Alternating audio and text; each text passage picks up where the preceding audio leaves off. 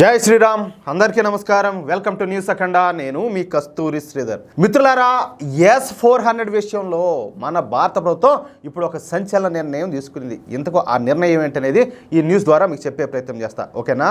S-400 అనేది ఒక గగనతల రక్షణ వ్యవస్థ. దీనిని mobile long range surface to air అని, అలాగే యాంటీ బ్యాలిస్టిక్ మిసైల్ సిస్టమ్ అని కూడా పిలుస్తారు. ఈ S-400 సిస్టమ్స్ను రష్యాకు చెందినటువంటి ఫ్యాకిల్ మెషిన్ బిల్డింగ్ డిజైన్ బ్యూరో అనే సంస్థ తయారు చేస్తుంది. దీని ఆపరేషనల్ రేంజ్ వచ్చేసి 400 కిలోమీటర్లు. ఇక దీనిలో ఉండేటటువంటి రాడార్ల రేంజ్ 500 కిలోమీటర్లు. అంటే శత్రువులు ప్రయోగించేటటువంటి మిసైల్స్ను ఫైర్ చేసినటువంటి 500 కిలోమీటర్ల దూరంలోనే, అంటే 500 కిలోమీటర్ల దూరంలో ఉండగానే ఈ S-400 సిస్టమ్స్ యొక్క రాడార్లు గుర్తించి ఆ మిసైల్స్ 400 కిలోమీటర్ల పరిధిలోకి రాగానే ఆ మిసైల్స్ను ఈ S-400 వ్యవస్థ పేల్చేస్తుంది అన్నమాట.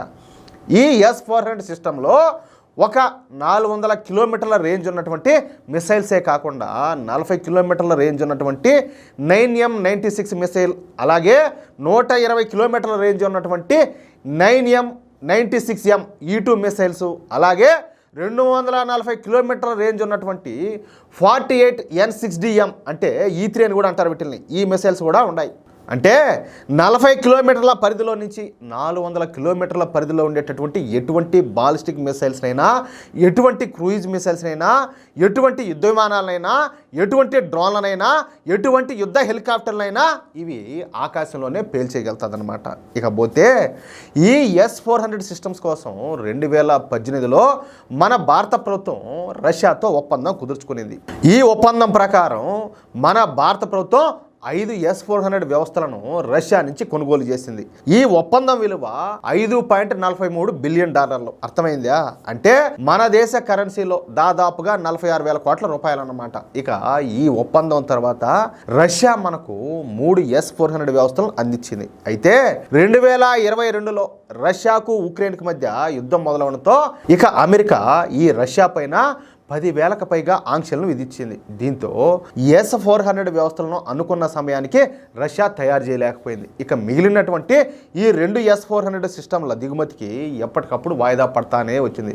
ఎందుకంటే రష్యాకు ఉక్రెయిన్కు మధ్య యుద్ధం జరుగుతూనే ఉండదు కదా కంటిన్యూగా, దానివల్ల ఇది కూడా వాయిదా పడతానే వచ్చింది. ఈలోపు మన దేశంలోని పెహల్గాంలో ఈ ఉగ్రవాద దాడి జరగడంతో మన భారత ప్రభుత్వం పాకిస్తాన్ మీద ఆపరేషన్ సింధూర్తో దాడులను అయితే చేసింది. దీంతో పాకిస్తాన్ కూడా మన భారత మీదకు 500కు పైగా టర్కీ డ్రోన్లతో దాడులు చేయడానికి విశ్వ ప్రయత్నాలు చేసింది. ఈ 500 టర్కీ డ్రోన్లలో బైరక్తర్ డ్రోన్లు కూడా ఉండటం గమనార్హం అనమాట. ఎందుకంటే ఈ బైరక్తర్ డ్రోన్లను ప్రపంచంలోనే అత్యంత శక్తివంతమైన డ్రోన్లుగా టర్కీ ప్రచారం చేసుకుంటా వచ్చింది. అటువంటి బైరక్తర్ డ్రోన్లతో సహా ఈ పాకిస్తాన్ ప్రయోగించినటువంటి 300 డ్రోన్లను మన భారత దగ్గర ఉన్నటువంటి ఈ S-400 గగనతల రక్షణ వ్యవస్థలు విజయవంతంగా అడ్డుకున్నాయి, పేల్చిపారదొబ్బినాయి. అంటే 100% సూపర్ సక్సెస్ అయినాయి అన్నమాట. అంతేకాకుండా పాకిస్తాన్ ప్రయోగించినటువంటి న్యూక్లియర్ క్యాపబుల్ షాహీన్ మిసైల్స్ను కూడా మన S-400 వ్యవస్థలో అడ్డుకునేసి ధ్వంసం చేసినాయి వాటిని కూడా. దీంతో ప్రపంచవ్యాప్తంగా ఈ S-400 వ్యవస్థలకు మంచి డిమాండ్ పెరిగింది. ఇక అనేక దేశాలు ఈ S-400 వ్యవస్థలను కొనుగోలు చేయడానికి సిద్ధపడుతున్న సమయంలో మన మోడీ ప్రభుత్వం మరొక కీలక నిర్ణయం తీసుకునింది. అదే ఇప్పుడు ఇవ్వవలసినటువంటి ఈ 2 S-400 సిస్టమ్తో పాటు మరో 3 S-400 సిస్టమ్స్ను కొనుగోలు చేయాలని చెప్పేసి మోడీ ప్రభుత్వం నిర్ణయం తీసుకునింది. ఇక అందుకు సంబంధించినటువంటి పూర్తి ప్రణాళికలను సిద్ధం చేసినటువంటి భారత ప్రభుత్వం ఇప్పుడు రష్యాకు మన జాతీయ భద్రతా సలహాదారు అయినటువంటి అజిత్ దోవల్ గారిని రష్యాకు పంపిస్తున్నారు. ఇక రష్యాలో పుతిన్తో సమావేశమై మన డీల్ను అజిత్ దోవల్ గారు పుతిన్కి అయితే వివరించున్నారు. ఈ ఒప్పందానికి సంబంధించినటువంటి కార్యాచరణను ప్రారంభించున్నారనమాట. ఆ తర్వాత జూలైలో రష్యా అధ్యక్షుడు పుతిన్ భారత పర్యటనకు అయితే వస్తున్నారు. ఈ పర్యటనలో రష్యాకు భారత్కు మధ్యన ఈ S-400 సిస్టంల ఒప్పందం కుదరనున్నదంట. అది విషయం. అంటే మొత్తానికి మన భారతదేశానికి ఒక ఉక్కు కవచాన్ని తయారు చేస్తాను, ఎవరు ఏం చేసినా కూడా పేగలిగేది ఏముండదు, ఆ విధంగా తయారవుతుంది మన భారతదేశం. ఏమంటారా? ఏమైనా కానీ మోడీకి హ్యాట్స్ ఆఫ్ యా స్వామి, ఆయన మహానుభావుడు. నిజంగా ఆయన ప్రధానమంత్రిగా ఉన్నప్పుడు మనం ఈ దేశంలో ఉండడం మనం చేసుకున్న అదృష్టం.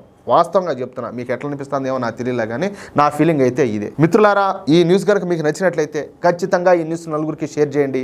అదేవిధంగా ప్రతి ఒక్కరు కూడా మీ యొక్క అమూల్యమైన అభిప్రాయాలను ఖచ్చితంగా స్పష్టంగా కామెంట్ చేయండి. ఇంకో విషయం ఏంటంటే, ఇంతవరకు మీరు కనుక మన ఛానల్ను సబ్స్క్రైబ్ చేసుకున్నట్లయితే ప్రతి ఒక్కరూ కూడా మన ఛానల్ సబ్స్క్రైబ్ చేసుకోండి, సపోర్ట్ చేయండి ప్లీజ్.